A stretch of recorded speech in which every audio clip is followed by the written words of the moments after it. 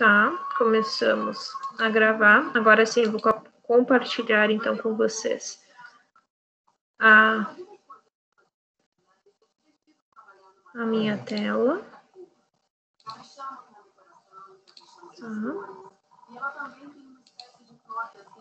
Beleza. Agora eu vou vir para cá, então. Tá, 9 alunos, ninguém mais vai entrar. Fechou? É isso? Ótimo. Vou dar o start, então. E daí vai começar o quiz, tá? Concreto armado 1. A primeira pergunta, armadura positiva significa o quê?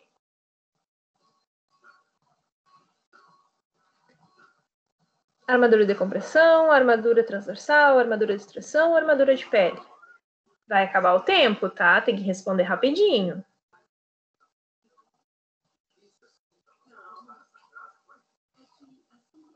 Acabou o tempo, né? 2 alunos acertaram a armadura de tração. Então, vamos ver aqui na pergunta. A armadura positiva, a de compressão é a negativa. A transversal é o estribo. A armadura de pele é aquela armadura para evitar retração. Então, a armadura positiva é a armadura de tração, tá?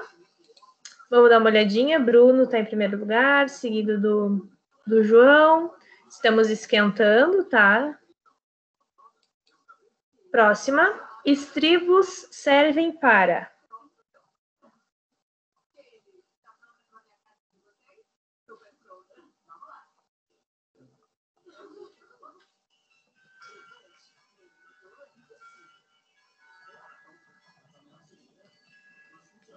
Aí, né, grande parte foram bem nessa aí, né? Os estribos, eles vão resistir ao esforço de cesariamento, né? O esforço transversal.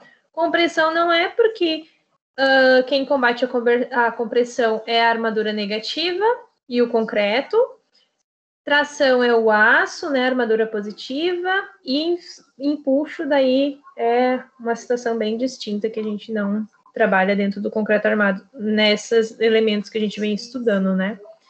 Então, agora o Bruno, o Marcos, o Milo começa a aparecer, o Jerry também, a Jaque aqui, tá? E, gente, assim, só lembrando vocês, tá? É uma brincadeira, não quer dizer que um saiba mais que o outro, porque eu sei que em quiz a gente fica um pouco mais nervoso, né? O tempo conta, isso é só uma brincadeira, tá?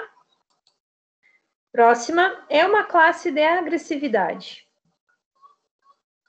Submersa, urbana, respingo de maré ou todas as alternativas?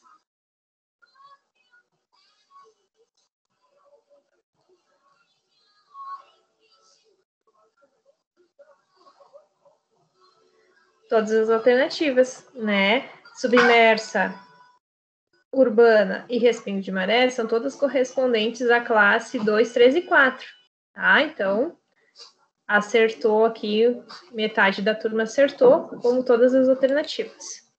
Bruno, ele ganha uma estrelinha, porque ele vem respondendo certo, né? Um foguinho ali, na verdade. Vem respondendo certo. Opa, o que eu fiz? Gente, não sei o que eu fiz aqui, que eu cliquei. Tô me tirando do jogo, sabe? Ah, não acredito! O campeão do jogo. Valeu, obrigado, professora. Ai, sério, não creio nisso. Não, Bruno, você já tem o ponto, então, já. Oh. Federação Nacional do Comércio. Valeu, prof, uma menos aí. Eu não sabia que se eu clicava a pessoa saía, gente. Mas o que é isso? Eu posso fechar o quiz e começar de novo. Mas aí essas perguntas vocês já sabem. Pode ser? Paciência, professora. Pode ser também. Então... Não, eu vou fechar e vou fazer de novo, tá? Porque a gente está recém na pergunta, né? Tá, então deixa eu só pegar aqui de novo. Ai, gente, é tecnologia, né? A gente está aprendendo. Deus do livro, vou deixar o Bruno mal aí. O menino tava já, né? Ganhando. Pior que não tava nem conseguindo mais entrar, sabe? Não tava dando certo o nome. Não, agora vai dar vai virar um PIN novo, tá? Todo mundo tem que sair daí, pode sair que vai ser um novo PIN. Ai, gente, desculpa. Eu pensei que eu ia clicar no ícone ali. Ai, ai, ai. Então, deixa eu só tirar esse volume. Esse aqui é o PIN, tá? PIN novo, vamos começar de novo. Então, quem já sabe ali as primeiras vai ser mais rápido, né? Ali tá o PIN. Vou deixar aqui para vocês copiarem. Então, agora dá para dar uma misturada aí. A gente respondeu, acho que 3, né? São 10. Vamos lá de novo.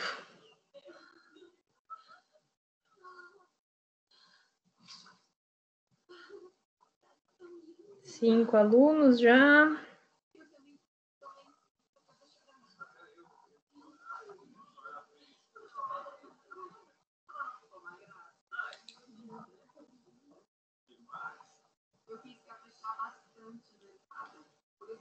Vamos ver. 8. Mais alguém vai entrar? Acho que tem alguém pedindo aqui.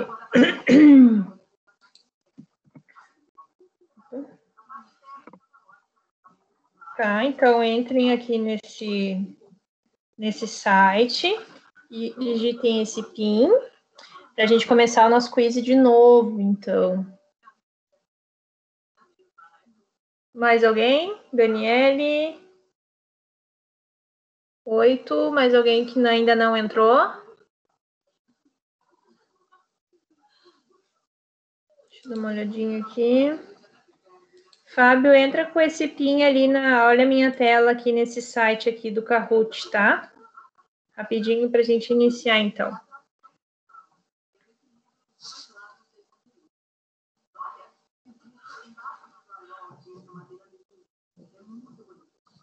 Eu aprendi semana passada a mexer nele, assim, então por isso que eu ainda não sabia que se eu apertasse ia dar esse problema. Tá, vamos de novo agora. Então tá, as 3 primeiras vocês já sabem a resposta, é uma oportunidade aí para dar uma levantada na velocidade de resposta, então, né? Armadura positiva significa o quê?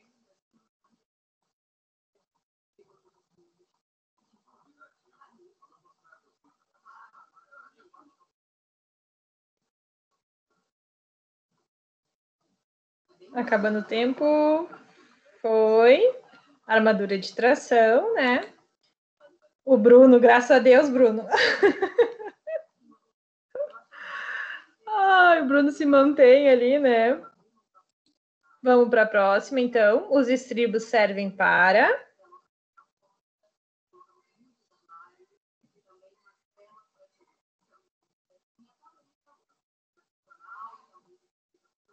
resistir às forças de cisalhamento, né? Bruno se mantém, a Jaque deu uma subida agora, vai responder mais rápido. É uma classe de agressividade, então até aqui que a gente acabou parando, né? Então vai ser...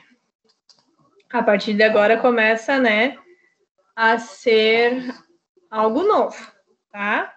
Bruno se mantém, a Jaque ganhou foguinho, não vou nem clicar nela para não tirá-la. Agora sim, novas. Estado limite último significa o quê?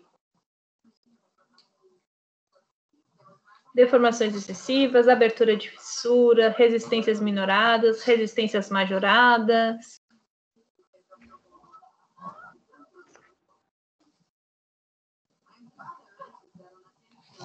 Que deu uma bagunçada agora boa, né? O estado limite último é onde... Débora. Oi. Fale. Ô, Débora. Oi. Eu entrei um pouco atrasado, eu não entrei nesse aplicativo aí, nesse site. Tá, isso é uma brincadeira que a gente está fazendo aqui na aula, tá? Daí Eu vou acompanhar aqui, mas não tô... Isso. É, que a gente esperou o máximo, daí para não ficar esperando muito. Não, tudo bem, é que eu me atrasei um pouco no trabalho hoje. Tá, mas é só uma brincadeira, tá? Tá, ok. E, então, vou explicando, né? O estado limite último é quando a gente divide as nossas resistências por 1.4.15. a gente não majora as resistências, porque majorar seria multiplicar. Deformação excessiva e abertura de fissuras são estado limite de serviço, né? Então, nessa situação, temos um aluno que acertou, agora acho que vai dar uma bagunçada boa aqui. Bruno se mantém, João sobe, né? Mais um segundo lugar aqui, já que desceu um pouquinho agora. Vamos ver, Marcos aparece, Jerry também aparece. No dimensionamento de concreto armado, qual é o domínio mais econômico? Lembra?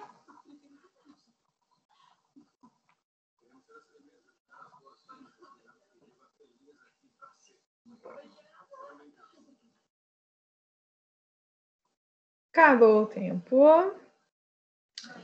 Domínio 3, né? Domínio 1 é tração pura, então eu só vou usar quando eu estiver dimensionando tirante.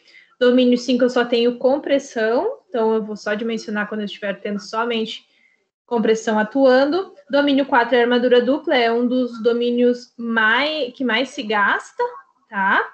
Porque eu acabo tendo que ter armadura de tração e armadura de compressão. E o certo, então, é o domínio 3, né? 2 a gente ainda gasta um pouquinho, no 3 é o mais econômico, que eu tenho os dois materiais trabalhando simultaneamente. Bruno se mantém, João. Daniele aparece agora. Concreto armado é. Essa é bem fácil, né? Só para dar uma levantadinha aí nas notas.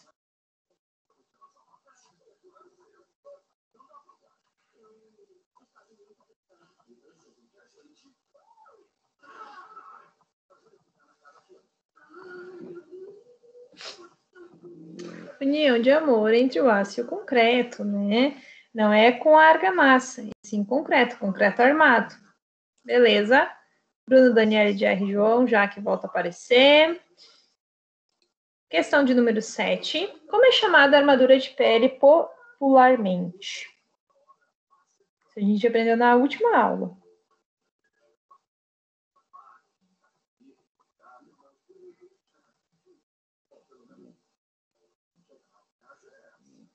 Quatro, 3, 2, 1.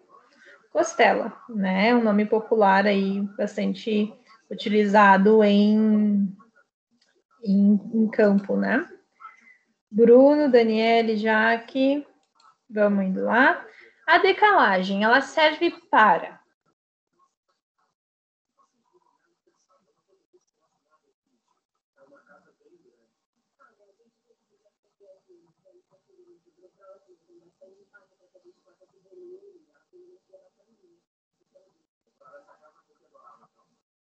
Acabou.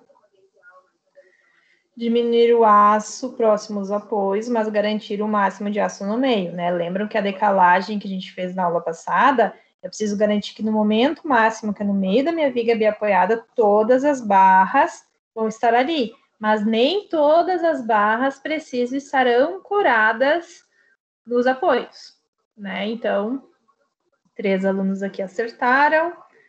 Vamos dar uma olhada. Bruno, Marcos, o Marcos sobe agora. Ganhou um foguinho ali, significa que está respondendo certo na sequência. 9. Área de aço mínima for maior que a área de aço calculada.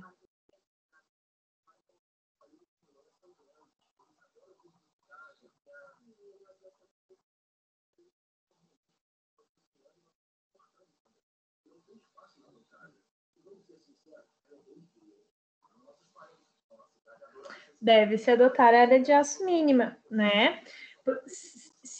Se a área de aço mínima ela é maior que a que tu calculou, eu não posso desprezar essa área de aço, eu tenho que adotar sempre a maior. Deve-se utilizar a área de aço máxima? Não. Deve-se adotar a área de aço calculada? Não. Deve-se adotar a mínima, tá? A última, acho que agora, tá? Bruno se mantém, Daniele subiu. Vamos para a última.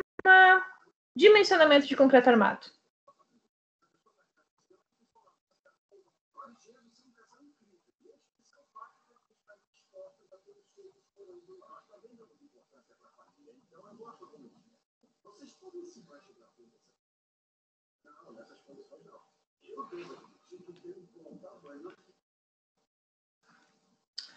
ações majoradas e resistências minoradas, né? A gente multiplica por 1,4 a carga, o momento, e a gente divide as resistências por 1,4, 1,5. Então, não é a de cima, que seria ações minoradas e resistências majoradas, é o contrário. Não é a azulzinha, porque são ações, as ações são majoradas e as resistências não são majoradas, né? Uma é o contrário da outra. Então, a resposta era a amarelinha. Indo agora para o resultado final, Bruno se mantém em primeiro lugar, graças a Deus, né? Depois de eu excluir ele, seguido da Dani com a Jaque. Parabéns, pessoal. Agora eu vou pegar aqui o ranking, deixa eu ver aqui, acho que é aqui que eu tenho que vir.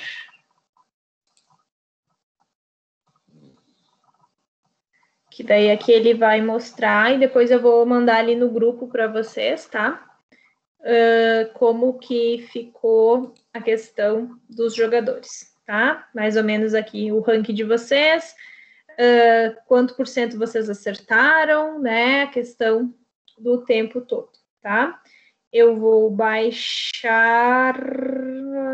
Onde é que eu baixo? Tem um lugar que eu baixo ele aqui.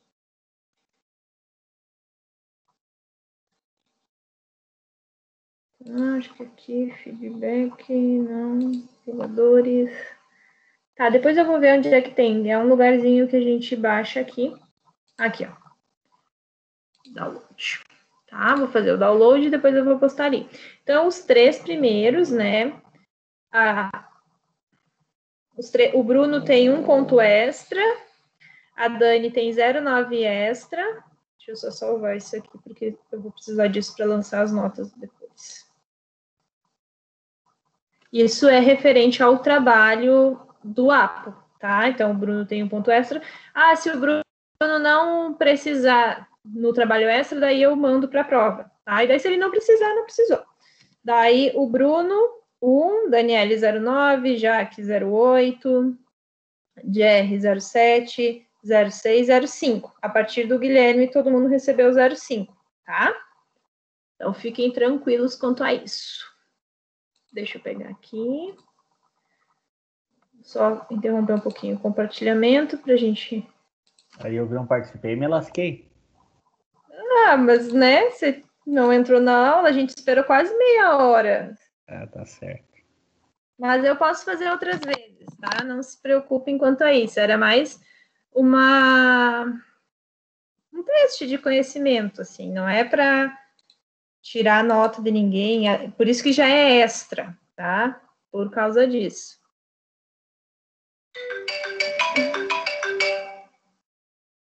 Desculpa, gente, esqueci de pôr no silencioso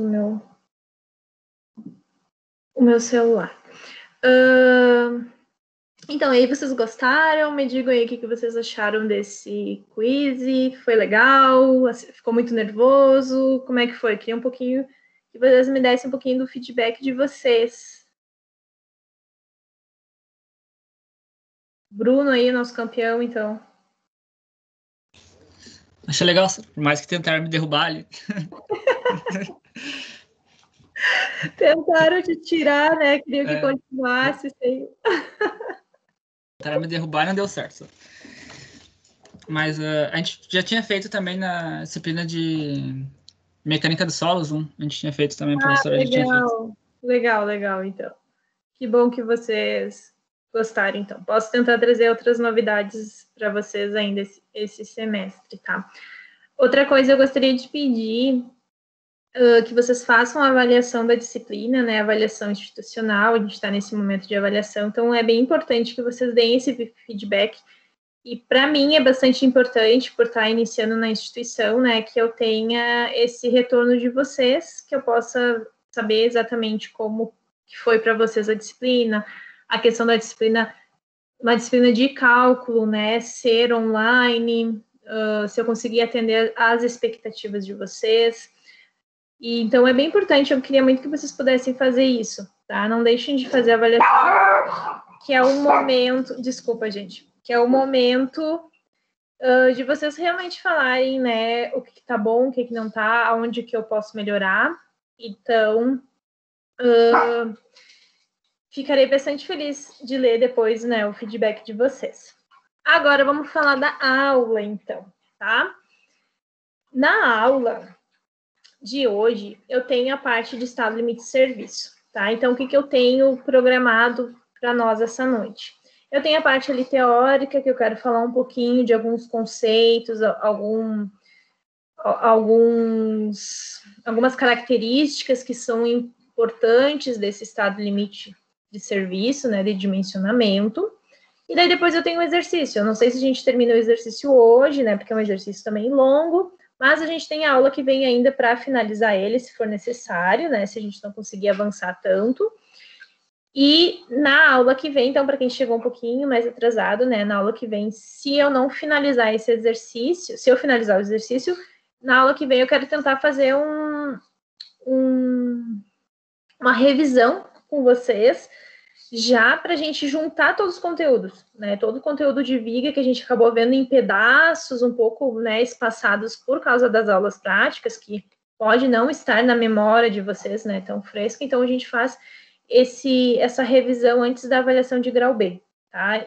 Lembrando que a avaliação de grau B é dia 8 de dezembro, mas no dia 1º de dezembro a gente tem a ruptura do APO, né, que é nosso último encontro presencial, e a gente vai romper, o pessoal está se organizando para fazer o dispositivo, então eu espero que dê tudo certo, né, que façam conforme a solicitação que eu pedi, e a gente pode romper eles, e daí a gente faz, né, uma comemoração à distância, assim, né, nos despedimos desse ano juntos, e daí depois fica faltando só a avaliação de grau B e a avaliação de grau C para quem necessitar. Tá bom? Então, eu vou compartilhar de novo a minha tela agora.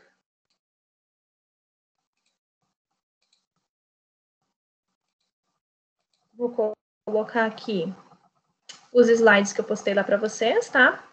Para que a gente possa conversar um pouquinho dessa parte aqui de conceitos e tudo mais. Meu computador está bem ruim, tá precisando de férias.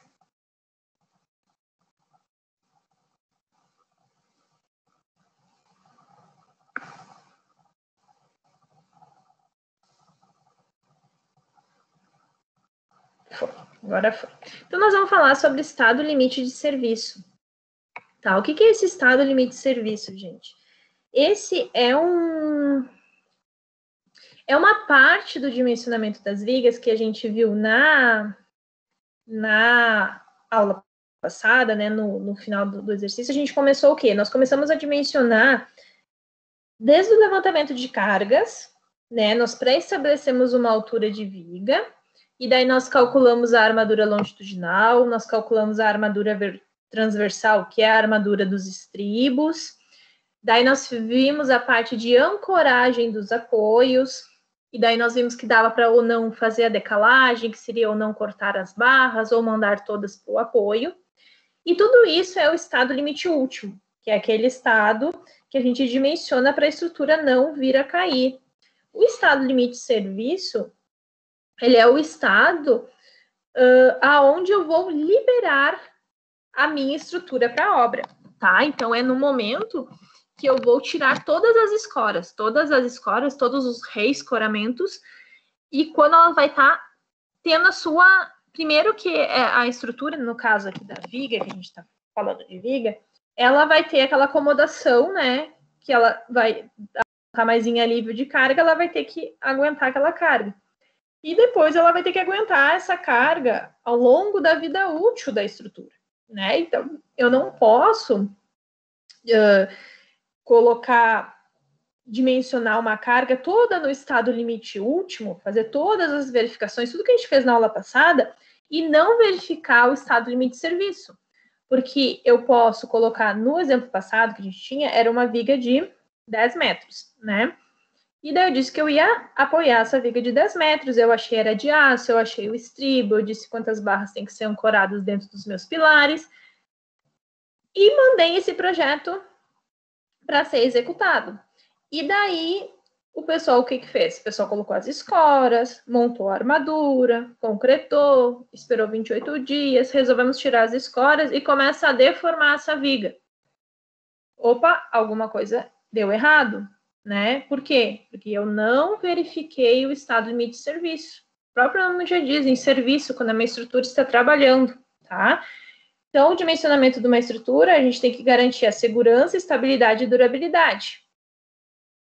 Aqui eu estou falando de estado limite último, frente às solicitações que vai ser submetida durante sua execução e utilização, né? Então, a gente precisa ter um cuidado nisso. O dimensionamento, ele consiste em impedir a ruína da estrutura. Então, eu estou falando de estado limite último. Por ruína, não se entende apenas o perigo de ruptura, mas também situações em que a edificação ela vai apresentar um defeito, né? Como deformação excessiva, fissuração inaceitável, vibração prolongada. Então, existem os dois estados, estado limite último, estado limite de serviço. Estado limite de serviço, a gente já começou a falar dele lá em lajes, que a gente verificava a flecha nas lajes. Lembram? Que daí a gente pegava a carga, as permanentes e multiplicava por 0,4 as acidentais. É a mesma coisa, é o mesmo conceito. E daí, o que acontece? No estado limite de serviço, para lajes, a gente verifica a flecha. Para vigas, a gente também verifica a flecha, mas nós temos que verificar a abertura de fissuras, senão vai fissurar excessivamente por causa dessa deformação, tá? Então, o valor característico para as resistências e ações, cobrir os demais elementos de incerteza. Então, por que isso é importante? Porque a gente vem numa tendência atual de ter estruturas mais esbeltas, com vãos maiores. Hoje a gente fala muito nessa conceito aberto, né? Ele está muito forte e presente nas nossas construções. Hoje em dia a gente quer sala, cozinha, tudo um conceito aberto, onde a gente precisa ter um vão grande, a gente não quer ter pilares no meio desse ambiente. Então, o estado limite de serviço ele começa a se tornar muito mais importante do que era até 20 anos atrás, assim, porque a gente sempre fazia tudo muito caixinha de fósforo, né? Vãos pequenos, muito conservador. No momento que a gente começa a expandir essa nova tipologia de construção, né, de ter vãos maiores e trabalhar mais nisso, acaba tendo que ter uma responsabilidade maior nessas verificações, né? A gente não pode fingir que elas não são necessárias. Então, a segurança das estruturas, ela tem dois conceitos básicos, né? Eu tenho a ênfase nas estruturas de concreto armado, né? Então, eu vou trabalhar com isso, e essa verificação ela é feita em vigas e lajes. Lajes a gente já fez, que era a flecha, e hoje nós vamos aprender sobre vigas, tá? Então, além do dimensionamento do estado limite último, a gente precisa garantir um perfeito funcionamento da minha estrutura. Então, por isso que eu tenho que verificar o estado limite de serviço. Por isso que depois que eu dimensiono toda a minha viga, toda a minha estrutura, eu vou verificar se ela vai passar. Se não passa pelo que a NBR 6118 estabelece, o que eu tenho que fazer? Eu tenho que redimensionar, tá? Então, eu preciso garantir um perfeito funcionamento, né? Que eu vou ter deformação, fissuração e vibração dentro do limite considerado aceitável. Por quê? Deformar, fissurar e vibrar é inerente ao concreto armado. Vai acontecer em qualquer momento da sua vida útil. Eu só preciso garantir que isso fique dentro do limite estabelecido por norma, tá? Então, nós temos o estado limite último, que te traz segurança, capacidade de sustentação, resistência e estabilidade. O estado limite de serviço, ele precisa ser adequado ao uso, durável, estético, né? Ninguém quer estar num lugar que está todo fissurado, isso não traz uma estética muito boa, né, para o teu cliente, e conforto, porque ninguém vai se sentir confortável de estar sentado embaixo de uma viga que está deformando. Isso causa insegurança, né? Então, a gente precisa garantir todas essas características, tanto com o estado limite último, tanto com o estado limite de serviço. Então, o estado limite último a gente já viu, a gente já vem vendo isso desde o início do nosso semestre. A gente tem a perda de equilíbrio da estrutura, o esgotamento da capacidade resistente dela, instabilidade, estado limite último provocado por solicitações dinâmicas. E no estado limite de serviço, a gente tem o quê? Formação de fissuras, abertura dessas fissuras, deformações excessivas e vibrações excessivas. tá? Que a gente precisa verificar. No estado limite de serviço, a gente vai ter combinações últimas e de serviço, né? Normais, especiais, ou de construção excepcionais, ou quase permanentes, frequentes ou raras, tá? É o mesmo conceito que a gente vinha trabalhando no estado limite último, mas aqui a gente precisa separar o que é permanente do que é acidental, por causa dos coeficientes são diferentes, não são 1,4 para os dois, né? Antes eu somava tudo e multiplicava por 1,4. Aqui não, mas é o mesmo princípio. Soma todas as cargas permanentes, soma todas as cargas acidentais, majora ali pelo coeficiente, né? 0,4 para o local que a gente vem trabalhando. Daí tem combinações frequentes também, quando tu começa a ter combinações com proteção parcial, daí ele também tem o coeficiente dele. Raras, né, quando eu estou trabalhando somente com concreto protendido, então é uma situação bem rara mesmo, porque normalmente é um concreto muito mais caro, e a gente evita, né, até pela questão de custos e também pela questão de execução. A proteção não é algo tão simples de se fazer, não é algo que precisa de treinamento, né, precisa de equipamento, precisa saber exatamente o valor da proteção que precisa ser utilizada. E daí eu pergunto para vocês, por que os deslocamentos devem ser limitados numa estrutura de concreto armado? Porque quando esse tipo de situação não ocorra, né, e daí eu até coloco aqui para vocês, quando a sua vida estiver ruim, você estiver lá cheio de trabalho e coisa mais, lembra do dono dessa obra, né? Isso aqui é um caso legítimo de deformação excessiva, né? Deformou excessivamente. E daí eu queria perguntar para vocês, por que deformou excessivamente? Vamos lá, o que vocês me diriam?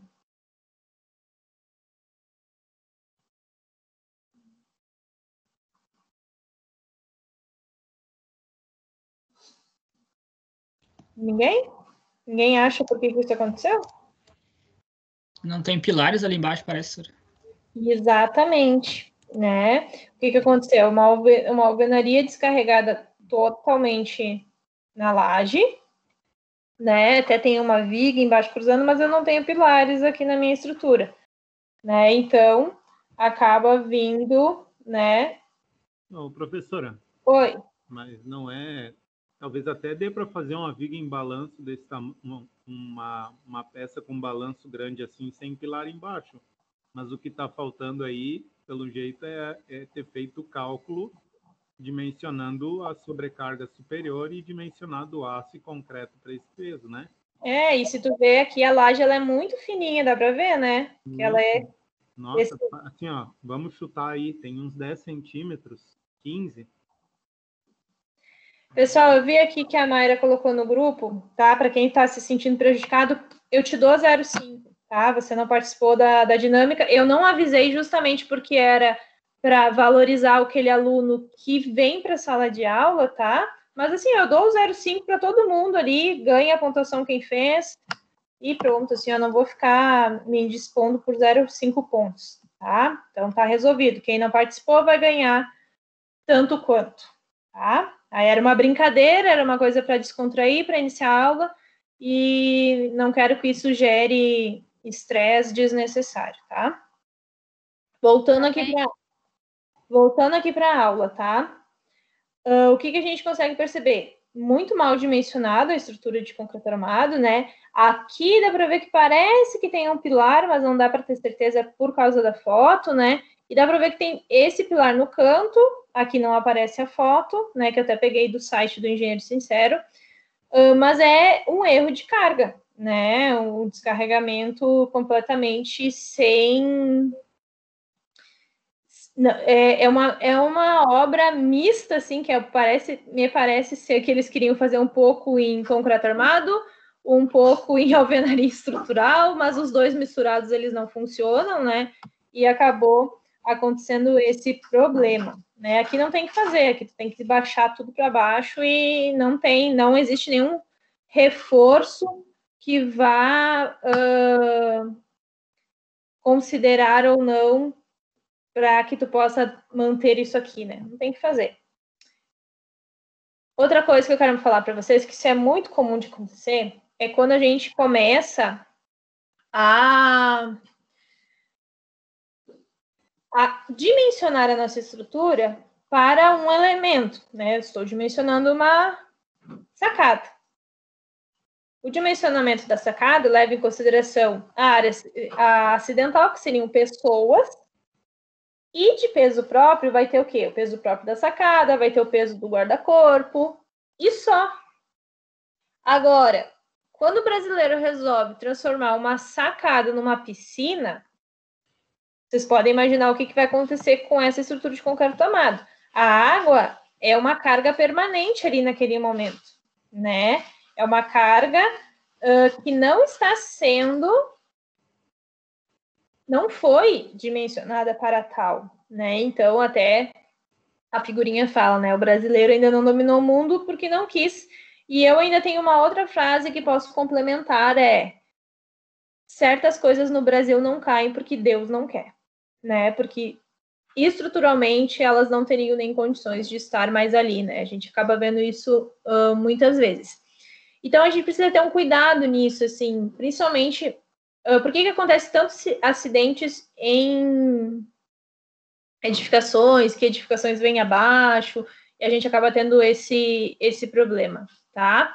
Acontece que em algumas situações a utilização desse elemento, ele acaba sendo trocado, né? Então, por exemplo, vamos pensar assim, ó, eu dimensionei um prédio e naquela sala comercial, ele foi dimensionado para ser um escritório, tá?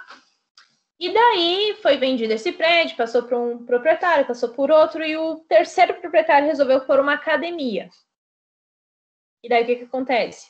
A carga acidental de um escritório, ela é menor que a carga de uma academia, que tu tem que considerar os equipamentos que vão ficar fixos, então mexe nas cargas permanentes, mexe nas cargas acidentais, porque daí tu vai ter equipamentos de peso, móveis, né? Então a gente precisa sempre olhar o projeto de estruturas para conseguir saber se eu posso utilizar a minha estrutura para uma outra função, né? Então, esse é um cuidado que a gente precisa sempre ter, e isso tem que estar muito bem claro quando vocês forem entregar o manual para o usuário, tá?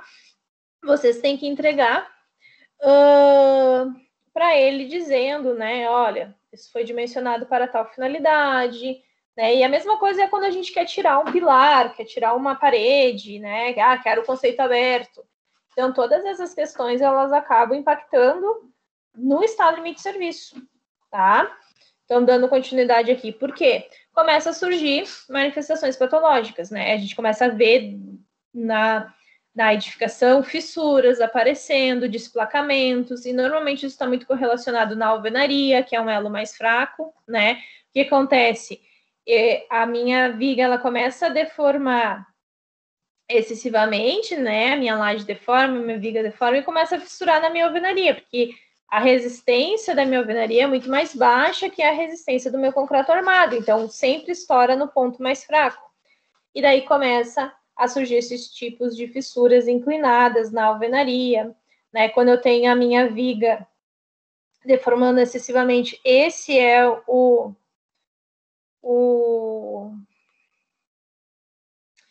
formato de fissuração, é muito característico, né? Quando eu tenho diferença de balanço, né? E daí começa a aparecer na fissura, significa que essa laje aqui não foi dimensionada corretamente, né? E daí começa a deformar. Quando eu começo a ter situações que a minha janela antes, né, abria, tinha um funcionamento perfeito, e do nada ela começa a não abrir, e não é por questão de umidade, não estou numa região que tenha umidade, ou não estou na estação do ano que tem uma excessiva umidade de chuvas, é deslocamento excessivo da tua alvenaria, do teu elemento estrutural, né, do teu concreto armado. Então, essas são características que tu começa a entender quando as flechas, elas estão excessivas, né?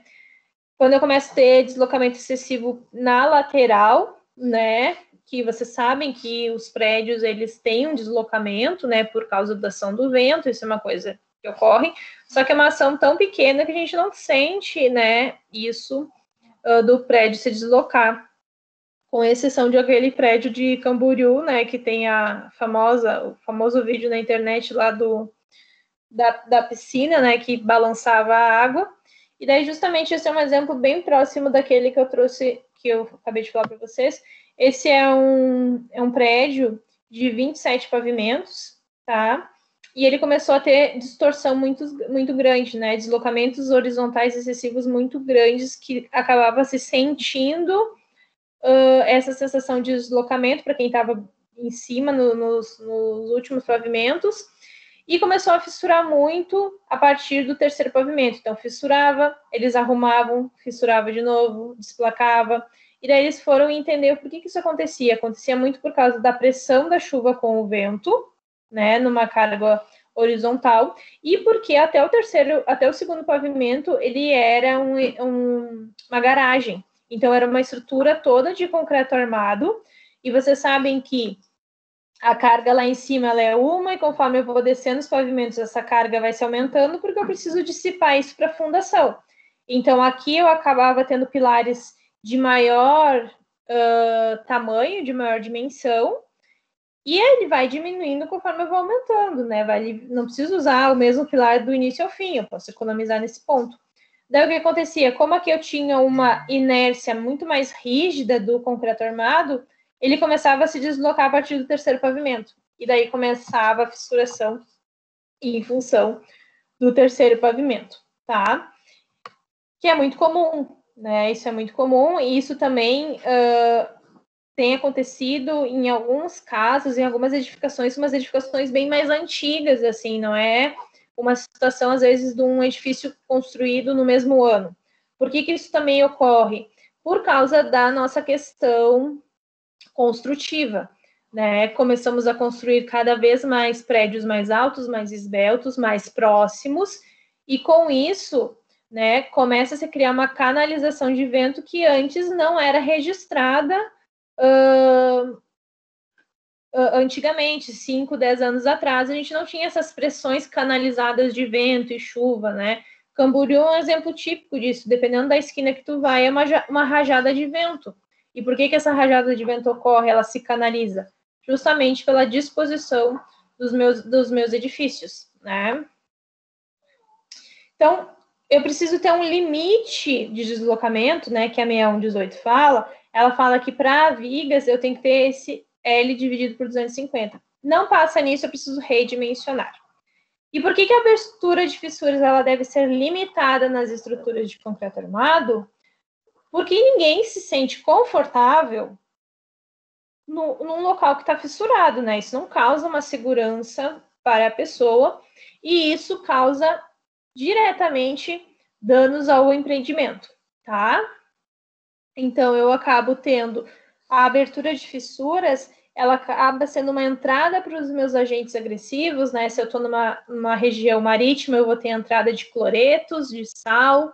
Se eu estou numa região muito urbana, eu vou ter uma concentração de gás carbônico penetrando nesse meu concreto, e com isso ele chega na armadura. Esses dois elementos agressivos, esses agentes agressivos, quando, né, entram em contato com a armadura, tiram a despassivação da armadura, que é uma capa protetora, e começa a corrosão, né? Então, não é só estético essa preocupação.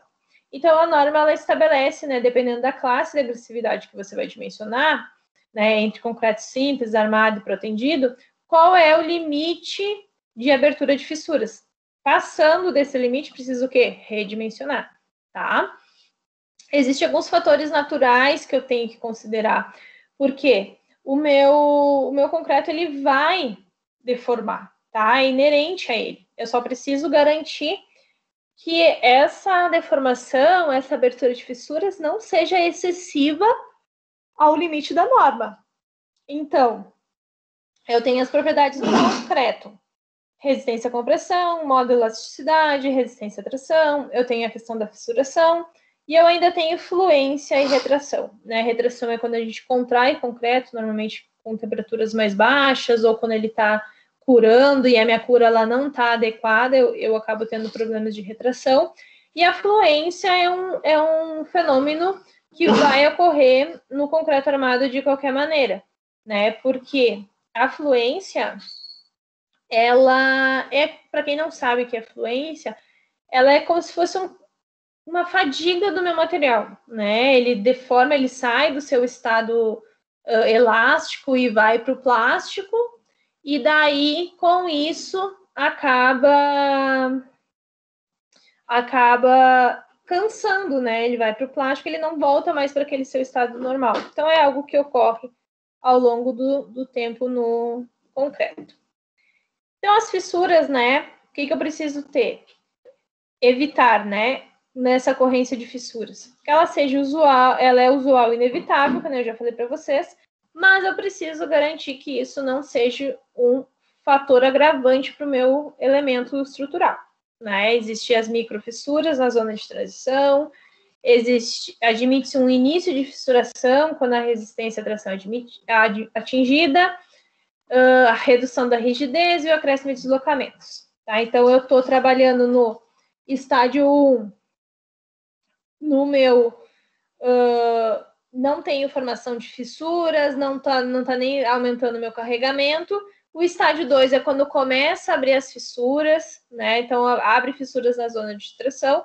E o estádio 3 é quando as fissuras elas ultrapassam o limite da linha neutra e eu acabo tendo esmagamento de concreto também. Então, como eu vou calcular isso, tá? Primeiro, eu tenho que fazer essas duas verificações. Depois que eu já fiz tudo aquilo do exercício passado, tá? Abertura de fissuras e deformação excessiva, né? Então, a gente calcula as cargas, né? Soma as permanentes e minora as acidentais. Daí, eu verifico qual é a classe de agressividade que eu estou dimensionando para saber qual é o limite de abertura dessas fissuras. Eu calculo o meu momento de fissuração, tá? Esse momento de fissuração, ele vai te dizer, sim, o teu elemento estrutural vai fissurar em algum momento da sua vida útil, porque o momento de fissuração, ele quase sempre é maior que o momento de cálculo. E daí eu faço essa comparação, tá, eu sei que ele vai fissurar, tudo bem, mas eu preciso garantir que essa fissuração não ultrapasse o limite estabelecido por norma. Daí eu calculo a área crítica de fissuração, que normalmente é na zona de tração. Essa área crítica é onde vai ocorrer essa abertura de fissuras. Então, eu determino essa área crítica sempre nos cantos e na barra mais superior, 7,5 vezes o diâmetro. Acho a área dessa área crítica e vou dimensionando.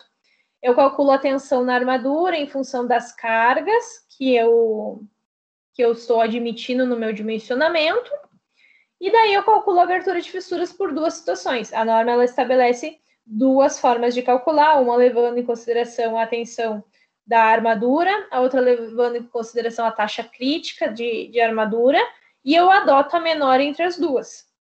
Tá? Então, a norma fala que a gente adota a menor entre as duas, e com isso, aqui está só o que é cada item, tá? Depois para vocês lerem.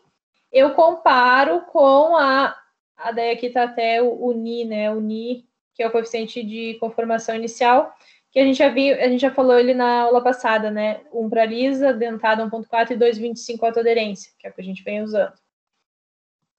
E daí eu comparo com essa limite de classe de agressividade. Passou, ok, eu posso seguir meu dimensionamento, minha verificação.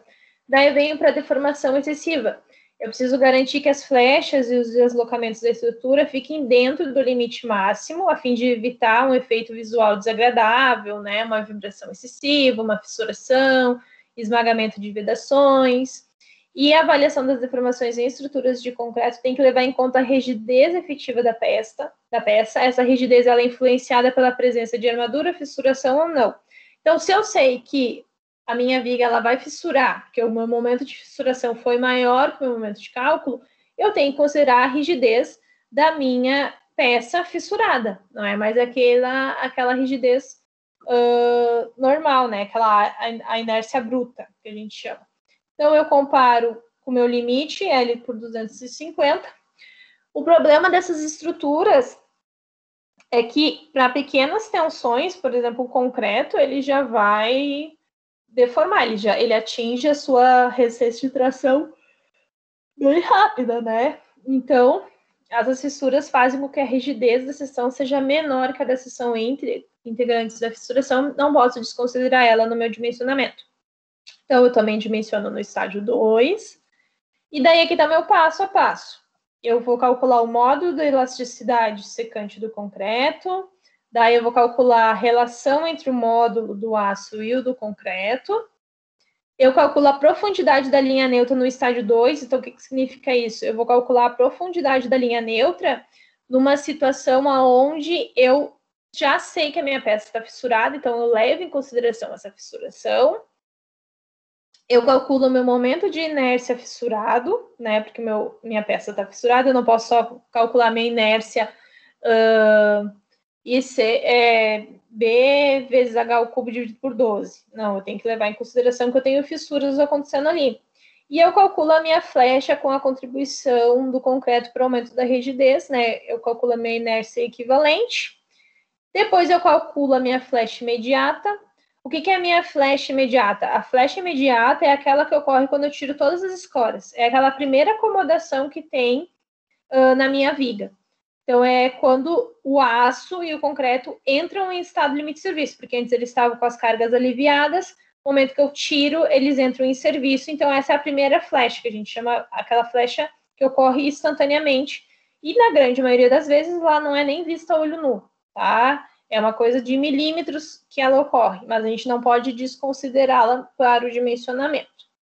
Depois eu vou calcular minha flecha deferida, aquela flecha ao longo do tempo, né? Como que ela vai acontecer ao longo dos anos, tá?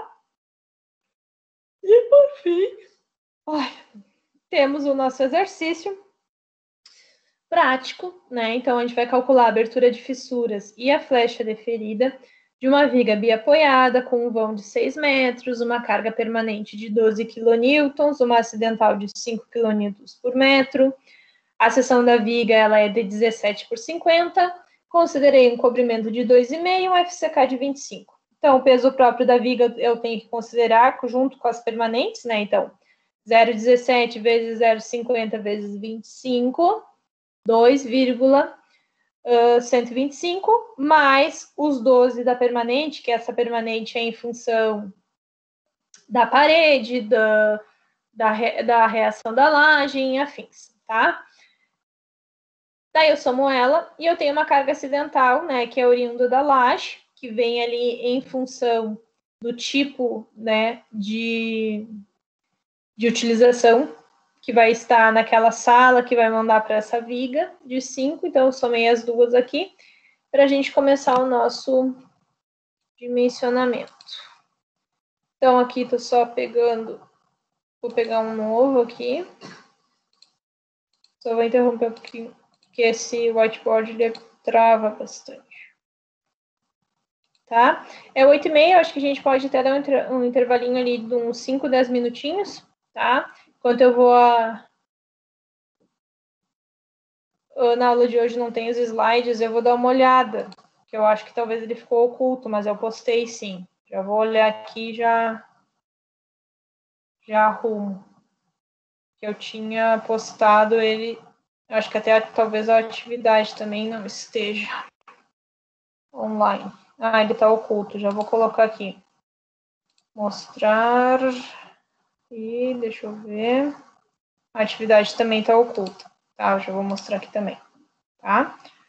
Então, mostrou ali para vocês essa aula. Obrigada, Jaque.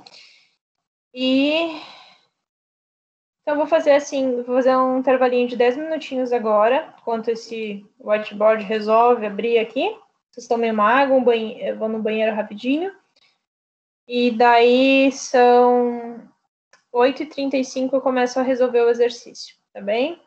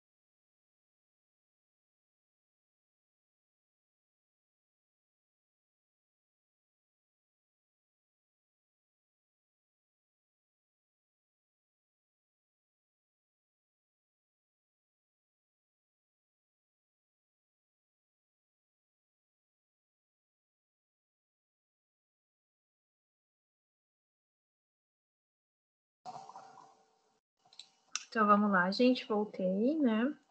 Tem uma água. Deixa eu pegar aqui minha água. Vamos começar, então, o exercício, tá? Já consegui abrir aqui o whiteboard. Deixa eu só compartilhar.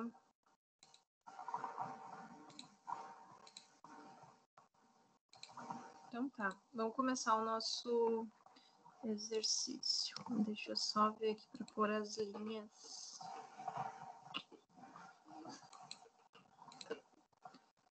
Então, vou pegar aqui meu caderno para a gente ir acompanhando.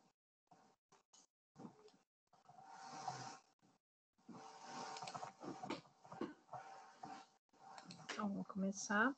Nós vamos começar o exercício como que eu criei um passo 1, tá? Vamos lá, então. Esse é um passo 1, que é um passo geral para as duas verificações, tá? Vai ser os esforços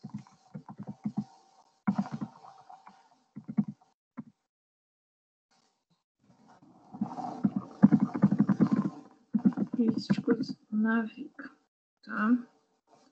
Vamos voltar para cá. Se esse computador me ajudar.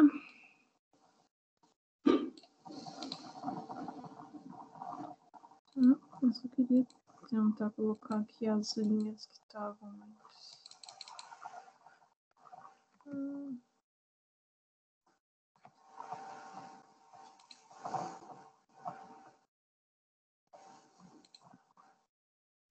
Deixa eu só ver onde está aqui.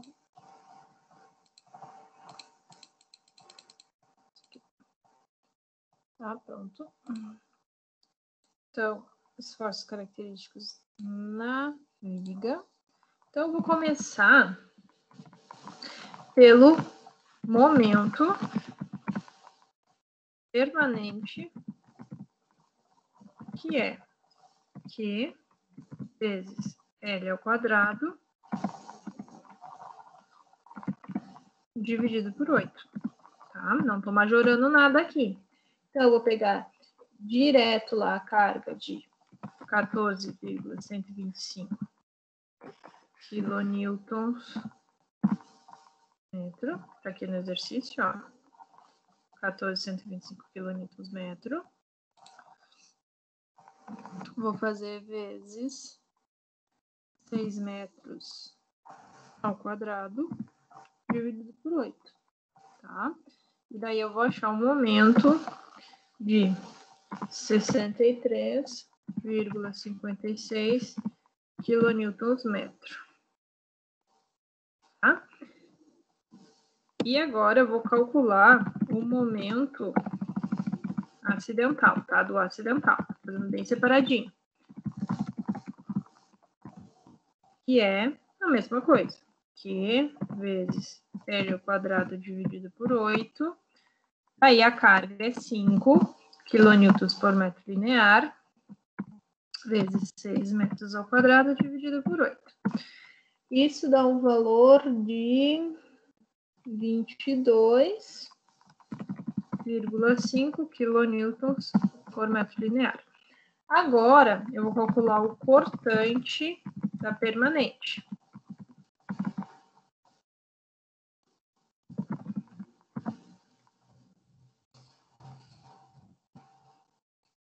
Tá? Que é Q vezes L dividido por 2. Né? A gente já aprendeu isso lá. Então, vou de novo. 14,125 quilonewtons por metro vezes 6 metros, tudo isso dividido por 2. E daí eu vou chegar no valor de 42,37 quilonewtons. E agora eu vou fazer o cortante da acidental. Mesma coisa. Q vezes L dividido por 2. 5 quilonewtons por metro vezes 6 metros, isso eu divido por 2. Dá 15 quilonewtons. tá? Então,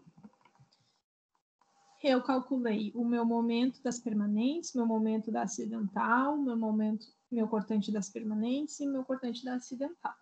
Daí, agora eu vou fazer as combinações, tá? Então, vou botar um passo 2 aqui. Combinações de ações. Para o estado limite último, eu tenho o quê? 1.4 mais as cargas permanente mais a acidental. No estado limite de serviço, eu tenho, vou botar um igual aqui. Eu tenho a minha carga permanente mais 0,4 da minha carga acidental. Tá? Então, esse é as combinações que eu vou ter que fazer. Eu vou ter que fazer essa combinação do estado limite último para achar a minha área de aço e essa para achar meu estado limite de serviço, minha fissuração, né, e o meu cálculo. Então, tá. Então, eu vou fazer primeiro aqui do estado limite último. Tá? Então, vou chamar de MDU, que é o último, só para vocês saberem. Então, vamos lá. Vai ser o quê? 1.4 vezes os dois momentos que eu já achei ali. 63,56 kNm mais 22,5 kNm. Isso vai me dar um valor de 120,48 kNm. Majorado agora. E vou fazer VDU, né, que é estado limite último, é a mesma coisa. 1.4 vezes... Agora eu vou somar os cortantes, que é 42,37 kN mais os 15 da acidental. Isso vai me dar um valor de 80,36 kN. Agora, eu vou fazer do estado limite de serviço. Então, eu vou chamar de MDS. O D significa porque eu já majorei ou minorei. O de último, o S de serviço, tá? Então, vai ser 63,56 kNm mais 0,4 vezes 22,5 kNm. 72,5 kN por metro linear. E o VDS, então, vou chamar assim, cortante de cálculo de serviço, vai ser 42,37 kN mais 0,4 vezes 15 kN. Isso vai dar um valor de 48,38 kN. Tá? Então, majorei para o estado limite último para que eu possa achar a minha área de aço. Dimensione ela e tudo mais. Dimensione ali o meu estribo, beleza? E vou verificar o estado limite de serviço, tá? Então, vamos para um terceiro passo aqui. Vamos criar um terceiro passo.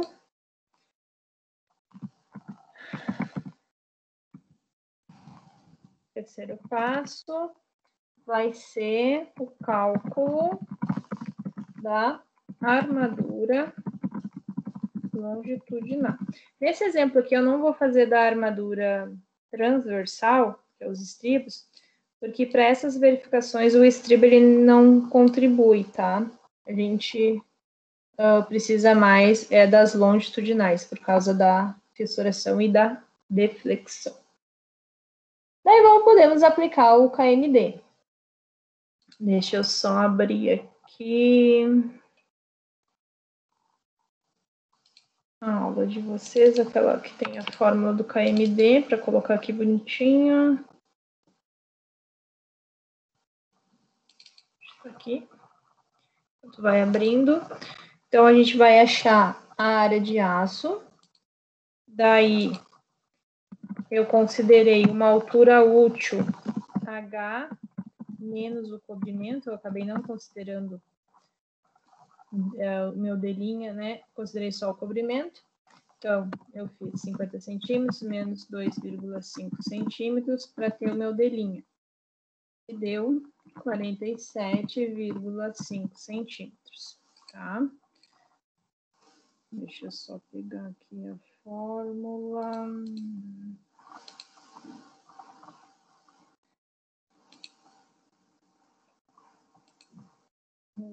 Aqui.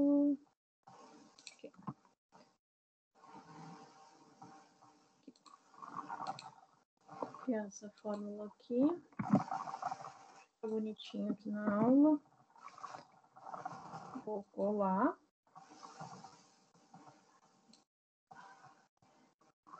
Tá? E nós vamos achar, então, o KMD. O KMD vai ser o meu momento majorado de último, tá? É importante frisar isso. Daí aqui eu coloquei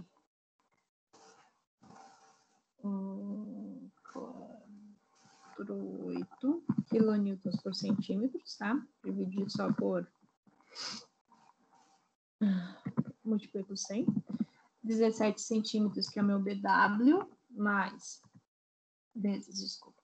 47,5 centímetros ao quadrado, que é o meu dedinha. E, vou abrir aqui, 2,5 quilonewtons centímetros quadrados dividido por 1,4. Vou trazer um pouquinho para cá. Ok. Isso me dá um valor, eu achei aqui de 0,175. Aí, entrando lá na tabelinha do KMD, eu tiro o KZ como sendo o valor de 0,8835. Aí, com isso, eu vou achar aqui já direto a área de aço, tá? Isso aqui é uma parte que a gente já viu bastante, então não é nada novo. Quero ir mais para a parte mais nova do exercício.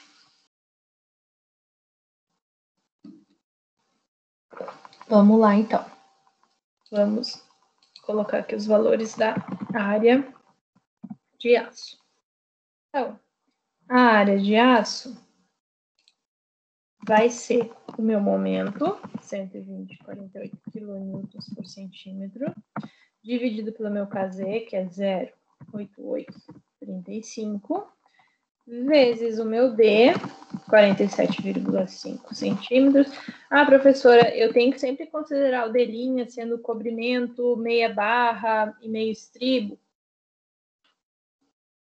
O estribo e meia barra. É uma questão bastante de projeto, tá? Em algumas situações que eu avalio assim, se é necessário ou se não é, eu acabo sempre descontando pelo menos o cobrimento, que é o mínimo, né? Eu cheguei aqui numa 6,60 centímetros quadrados. Aí vamos fazer então o número de barras, né? O número de barras vai ser área de aço dividido pela área da barra. Então, vou adotar barras de 10 milímetros. Então, número de barras vai ser 6,60 centímetros ao quadrado dividido por 1,227 centímetros ao quadrado. Isso vai me dar... não, 12,5, desculpa. 1,227 barras de 12,5. 6 barras de 12,5 milímetros. Isso é uma área efetiva, né, de 7,38 centímetros quadrados. Onde é que vem esse 7,38? 6 vezes 1,227, tá? Eu preciso de 6,60 e estou com 7,38. Agora, deixa eu só ver qual que é o nosso passo 4. Nós vamos começar a verificação da abertura de fissuras, tá? Então, o quarto passo. Não sei se eu comecei aqui. Deixa eu só arrumar aqui. Meu toque não me permite. Passo 3. Agora.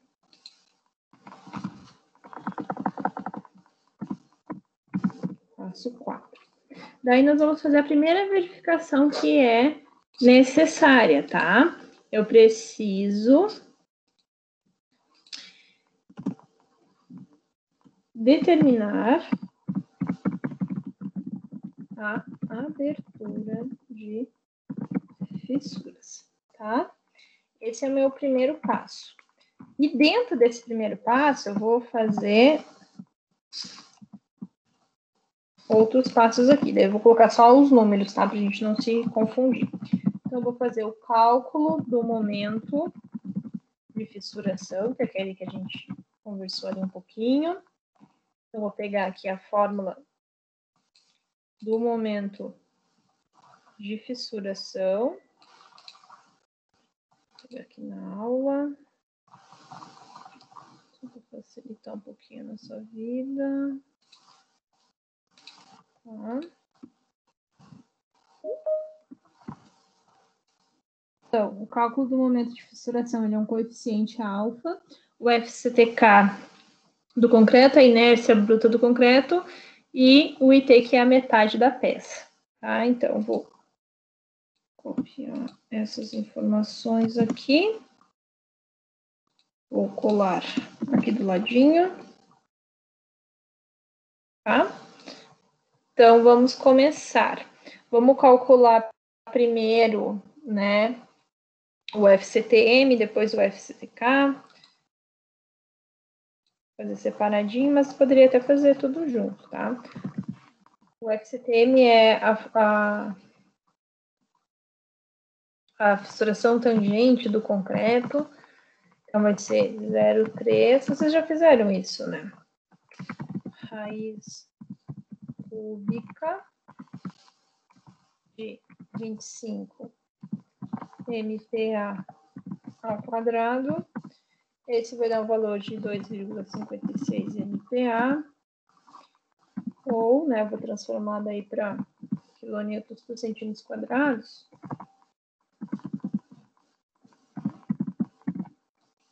Tá? Deixa eu só trazer um pouquinho para cá, para ficar mais arrumadinho. Agora o FCTK, né, que é a resistência, tração, característica do concreto, vai ser 0,7 daquele resultado ali. 0,7 de 0,256 quilonewtons centímetros quadrados. Vai dar 0,18 quilonewtons centímetros quadrados. Tá? Beleza? Nós temos que achar a inércia agora que falta, né? Esse aqui é a metade da peça.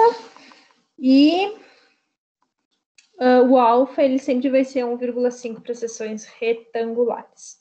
Então, a inércia, isso aqui, é 17, que é a base, vezes a altura, que é 50, ao cubo, dividido por 12. E isso vai me dar um valor bem grandinho aqui. 177,083,33 centímetros na quarta, né? Porque a inércia sempre é centímetros na quarta. O Y, o YT, ele é H dividido por 2, é a metade da peça, tá? Como se fosse uma linha neutra. 50 centímetros dividido por 2, 25 centímetros.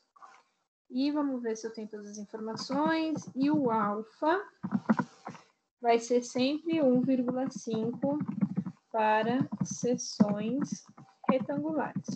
Ele só muda quando eu for fazer para seções circulares, daí quando eu estou avaliando a questão de pilares. Estou fazendo um pilar circular.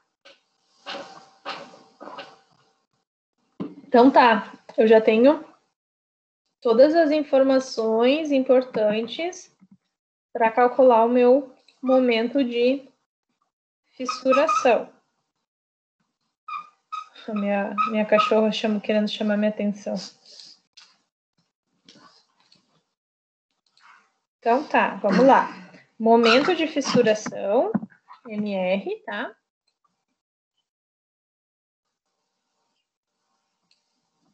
Vou botar um maior aqui para ficar igual a fórmula. Vai ser 1,5, que é o alfa, vezes 0,18 quilonewtons por centímetros quadrados, vezes a minha inércia, 177,083,33 centímetros na quarta. Tudo isso, né? Eu vou botar até um parênteses aqui. Tudo isso vai ser dividido por 25 centímetros. E daí eu vou chegar no valor de momento de fissuração de 1912,5 quilonewtons por centímetro. Tá? Agora eu vou comparar, tá, com o meu MDS. Então, meu MDS que a gente calculou ali em cima, ele é 7.256 quilonewtons por centímetro. E ele é maior que o meu de fissuração. Então, quilonewtons por centímetro significa o quê? Deixa eu botar assim. Que a peça vai trabalhar fissurado. Porque se fosse ao contrário, não iria fissurar. Mas como eu preciso do meu MDS, que são em função das cargas que eu estimei para o meu dimensionamento, qualquer valor acima de 1912,5 significa que ele vai fissurar. Tá, perfeito. Então, ele vai fissurar. Eu só preciso saber se essa fissuração irá ser superior ou não ao limite estabelecido pela norma, tá? Então, eu vou vir para um passo número 2 aqui, que eu vou fazer o cálculo da área crítica, tá? Eu vou calcular aqui a área crítica. E daí, deixa eu ver se eu vou conseguir fazer por aqui, isso vai facilitar a minha vida. Tá? Eu vou fazer aqui, deixa eu fazer um pouquinho mais alto. Em direito agora. Tá. Aí não tá retangular, né?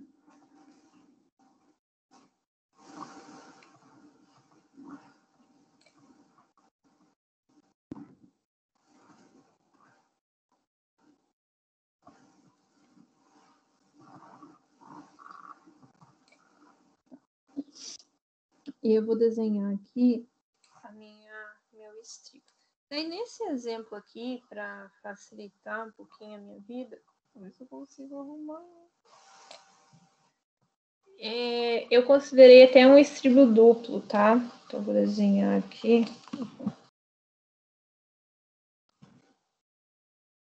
Eu já explico para vocês.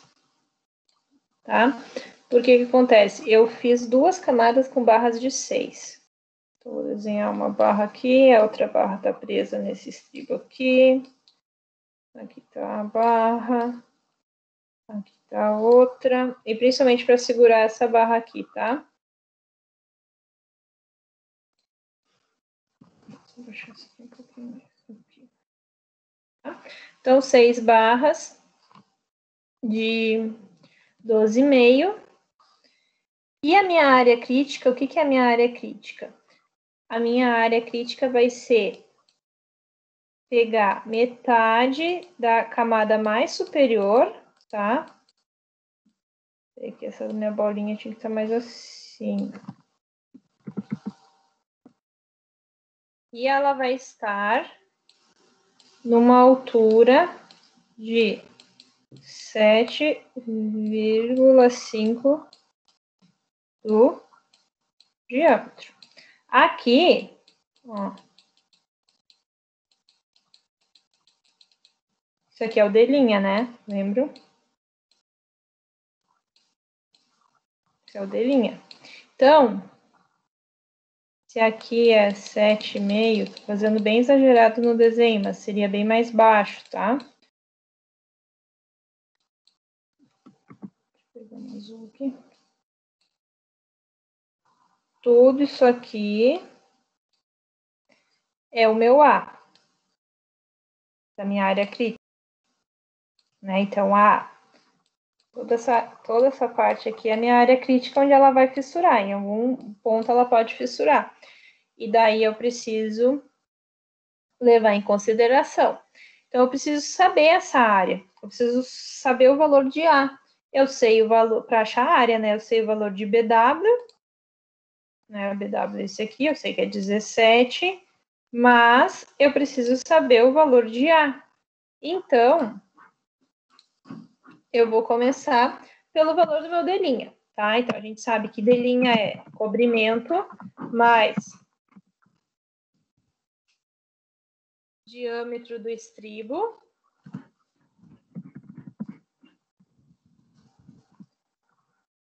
mais...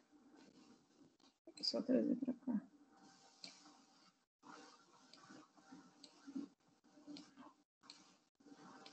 Mais meia barra, né?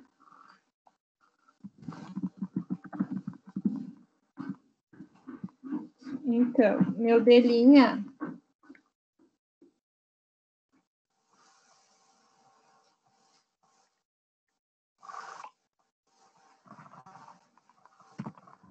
vai ser 2,5 centímetros mais diâmetro do estribo aqui eu adotei de 5 milímetros, tá? 0,5. E a barra daí 1,25 centímetros dividido por 2. Me deu um D' de 6,25 centímetros. Então, eu sei o D', eu sei até esse pedacinho aqui, eu sei. Tem 3,6 centímetros. Agora, eu tenho que considerar que eu tenho meia barra aqui, mais um espaçamento vertical, mais meia barra, mais 7,5, tá? Vou calcular aqui separado só para facilitar um pouquinho a nossa vida. 7,5 vezes o diâmetro utilizado. Então, 7,5 vezes 1,25. Isso vai dar um valor de 9,375 centímetros, tá? E agora, vou somar todo o valor de A. Então, o que é o A? O A vai ser D', mais meia barra mais o espaçamento vertical mais meia barra e mais 7,5 vezes o diâmetro. Tudo isso é o meu A, para eu poder achar minha área crítica. Então, meu D' é 3,625 centímetros. Meia barra nada mais é do que, por assim, 1,25 dividido por 2. Mais o meu espaçamento vertical. A gente viu lá atrás que o espaçamento vertical ele é considerado 2 centímetros e 2,3 o horizontal. E vou considerar de novo mais essa meia barra que está aqui embaixo. Vocês estão enxergando isso, né? Isso aqui é a D', eu tenho meia barra, daí eu tenho um espaçamento vertical, daí eu tenho mais meia barra e depois eu tenho 7,5. 1,25 dividido por 2. E mais o valor que eu já achei ali de 7,5 vezes o diâmetro. Então, todo o meu valor de A, eu cheguei num valor aqui de 16,25 centímetros, tá? Deixa eu só levantar aqui um pouquinho.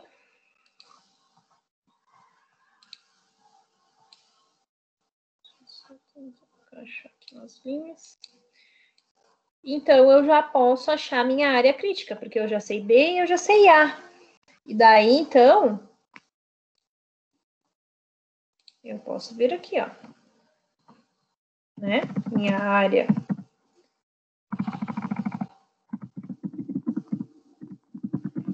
área crítica vai ser dW vezes A. Então, dW é 17 centímetros, vezes o A, que a gente acabou de achar, 16,25 centímetros. Isso vai dar um valor de 276,25 centímetros quadrados. Tá? Vou fazer um pouquinho mais para cá isso. Beleza, eu já sei a minha área. Então, dentro dessa área de 276,25 centímetros quadrados, vai ocorrer a fissuração, tá? Então, não ocorre essa fissuração acima disso. Então, essa fissuração vai estar nessa região de área que eu achei aqui. Deixa eu só ver se eu tenho aqui. Taxa crítica.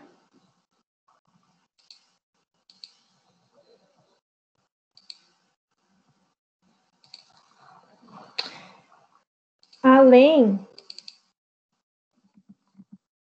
de eu calcular a área crítica, eu vou calcular a taxa crítica. Taxa de aço, tá? A taxa crítica nada mais é do que a área de aço que a gente calculou, né? Daí a área de aço efetiva, tá? Aquela que tá lá mesmo na tua estrutura, não a que tu calculou. Com a área crítica. A gente acabou de achar. Então, vai ser 7,38 centímetros quadrados dividido por 276,25 centímetros quadrados. Isso vai me dar um valor de 0,0267 de taxa de aço na minha viga. Tá? Ela vai ser importante porque eu preciso achar lá depois na formulazinha. Agora, como um número 3, vou botar aqui o número 3, nós vamos calcular a tensão que está ocorrendo nessa armadura. Vamos saber o quanto realmente essa armadura está sendo tensionada, para saber a questão da abertura da fissura, tá? É importante a gente ter noção disso. Vou pegar aqui a fórmula na aula. Essa aqui eu não preciso mais, já foi. Aqui. Opa. Essa fórmula aqui. Ó, tensão na armadura. O que é a tensão na armadura? Nada mais é do que 50, do CA50, né?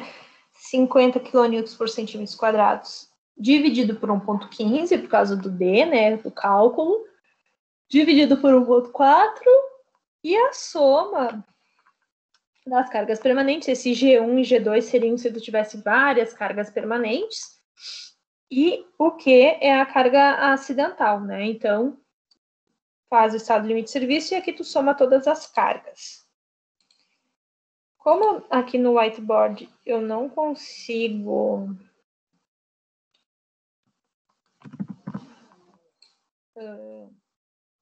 esses números, né? Eu vou botar assim, tensão na armadura, tá? Mas aí vocês sabem que é em função daquele role. Vou pôr aqui, ó, 2 parênteses, só pra gente não se perder. Kilonewtons por centímetro quadrado, dividido por 1,15. Aí eu fecho e fecho.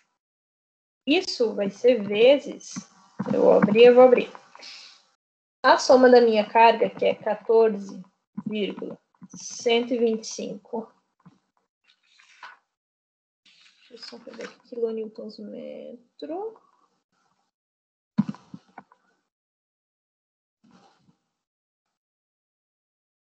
Tá. Mais 0,4 vezes 5. Tá? Então, tudo isso vai ser dividido por 14,125 mais 5, tá? Vou só pôr aqui sem os valores, só para não ficar muito grande. TSI vai dar um valor de 26,19 kilonewtons centímetro quadrado. Professora, aqui tu entrou com centímetro, aqui tu está em metro, todos aqui estão em metro. O que acontece nessa multiplicação? Corta-se todo o quilonewton com os quilonewtons de baixo, o metro com os metros de baixo. Então, só me sobra essa unidade de valor, tá? Por isso que se eu colocar aqui em centímetro ou em metro, é o que vai determinar o valor que eu vou receber, porque esses outros se cortam, tá? Beleza. Terminando agora essa tensão de armadura, eu posso calcular a abertura de fissuras. Então, vamos pôr um passo número 4 aqui. A abertura de fissuras. Tá? Então, colocando aqui a abertura de fissuras, vou pegar a fórmula dela, eu tenho que calcular dessas duas formas. E eu tenho que adotar a menor. A norma 6118 fala que a gente tem que adotar a menor entre as duas. Tá? Então, eu já tenho todas as informações. Eu já tenho o FCTM, eu já tenho a tensão da armadura, eu tenho o módulo de elasticidade do aço. Então, vou pôr aqui essas informações, tá? O Ni1, a gente vai adotar o 2,25, porque a gente trabalha com barras nervuradas. Aqui do ladinho. O módulo de elasticidade do aço, ele não muda, tá? Ele é 210.000 MPa, né? 210 GB. Ou transformando daí para centímetros, né? 21.000, perde um zero. Kilonewtons centímetro quadrado. Então, esse valor sempre é fixo do aço, ele não vai mudar nunca. O diâmetro da barra que a gente já adotou foi a barra de 1,25. A tensão de armadura a gente tem, a taxa crítica a gente já calculou, temos tudo. Perfeito. Vamos começar, então, a primeira verificação. para baixo. Então, a primeira verificação, eu vou abrir um parênteses, eu vou colocar aqui. Não é barras nervuradas, desculpa, é autoaderência.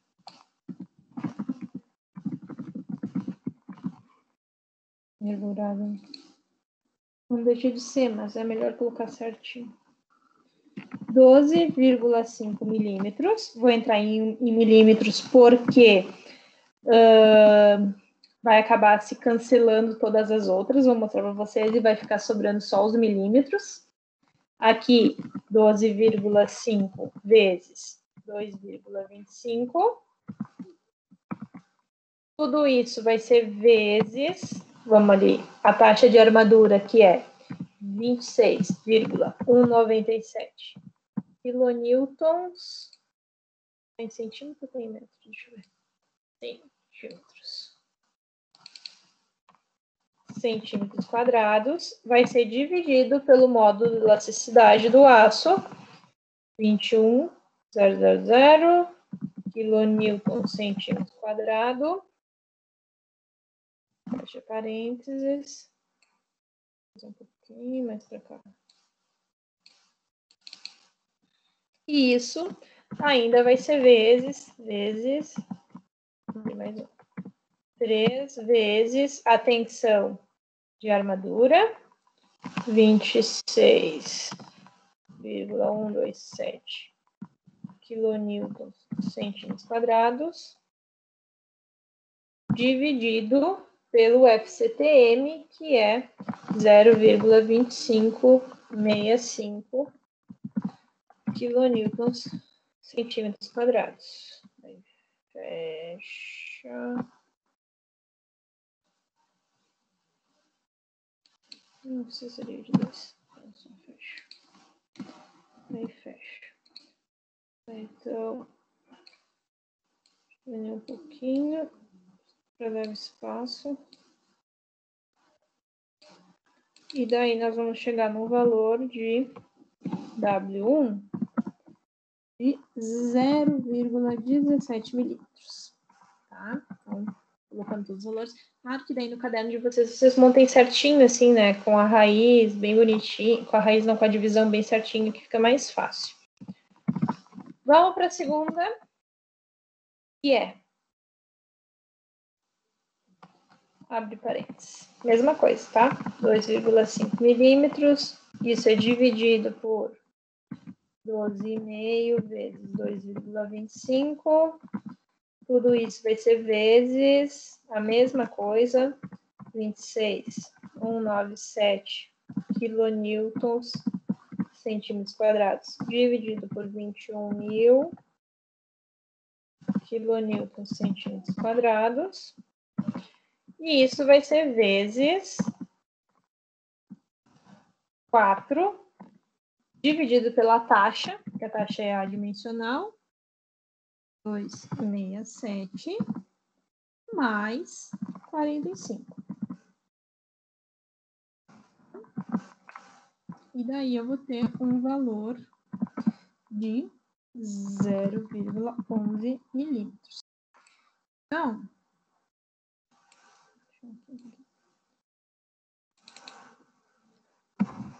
a norma NBR 6118 manda adotar o valor menor entre W1 e W2. Ou seja, vamos adotar o menor. Adotado 0,11 milímetros. E daí nós temos que verificar com a classe de agressividade. No exemplo, estava falando, deixa eu pegar aqui, uma classe de agressividade 2, eu acho, não me recordo. Na verdade, nem diz. Eu vou pegar aqui, então, da tabelinha. Essa tabelinha aqui. Não. Essa.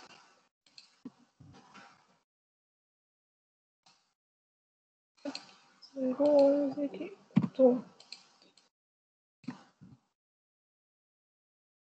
E agora eu vou comparar com a tabela. Digamos que a gente adote a classe agressividade 2, né? Que é classe 2.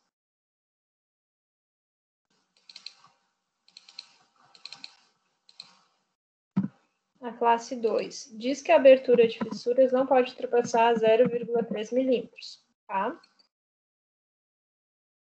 Nós encontramos 0,11, né? Tu vê que em todas as classes passaria, né? Porque a 4 é 0,2.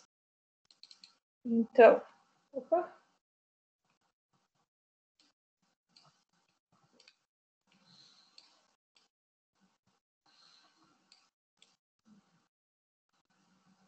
Tá, agora arrumei aqui que deu problema.